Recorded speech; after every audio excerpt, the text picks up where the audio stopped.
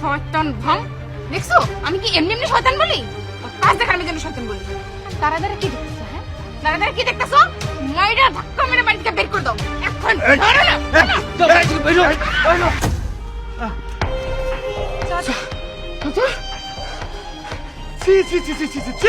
আপনি কি মানুষ?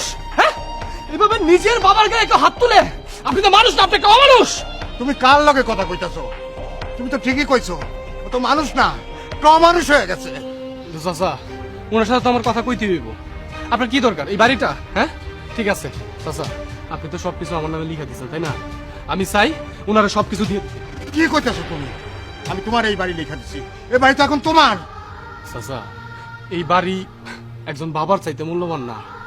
আমি ওনারা সবকিছু দিয়া একজন বাবারে নিয়ে বাঁচতে চাই। এই আচ্ছা, আপনি আমাকে বলেন তো, আপনি আমাদের মাঝে কেন নাক গলাতে আসেন? তার আগে আপনি আমার একটা কথার উত্তর দেন তো। যেই বাবারে লোকজন ভাড়া কইরা মারধর কইরা চোর বানায়া এই বাড়ি থেকে বের করে দিচ্ছেন, সেই বাবারে আবার আমার বাড়ি থেকে আদর করে নিয়েও আসলেন, তাহলে এখন আবার কেন মারধর করে বের করে দিচ্ছেন? হ্যাঁ কি বললেন আপনি? আমার বাবাকে মারধর করে বাড়ি থেকে বের করে দিয়েছে মানে বুঝলাম না আমি। কেন আপনি জানেন না আপনার স্ত্রী এই কাজ করেছে? তুমি ওনারা যা বলতেছে তা কি সত্যি?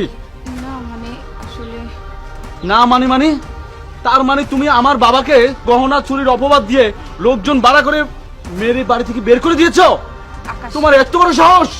তুমি মাথাটা ঠান্ডা করো। আমি মাথা ঠান্ডা করব, আমি মাথা ঠান্ডা করব, আমি মাথা ঠান্ডা করব। তুমি এই মুহূর্তে আমার বাড়ি থেকে বেরিয়ে যাবা, বেরিয়ে যাও। দাঁড়াও দাঁড়াও। বাবা, বাবা তুমি আমাকে ক্ষমা করে দাও বাবা, আমি তোমার সাথে অনেক অন্যায় করেছি আব্বা, আমাকে ক্ষমা করে দাও। আমার বাবাকে অন্য কেউ নিয়ে যাবে, আমি এটা কখনো হতে দিব না বাবা। বাবা তোমার এই বাড়ি, তুমি এই বাড়িতেই থাকবা, কোথাও যাবা না আব্বা, কোথাও যাবা না। ওঠ ওঠ বাপ। আব্বা আপনি আমার মাফ করে দেন আব্বা, আমি অনেক ভুল করছি।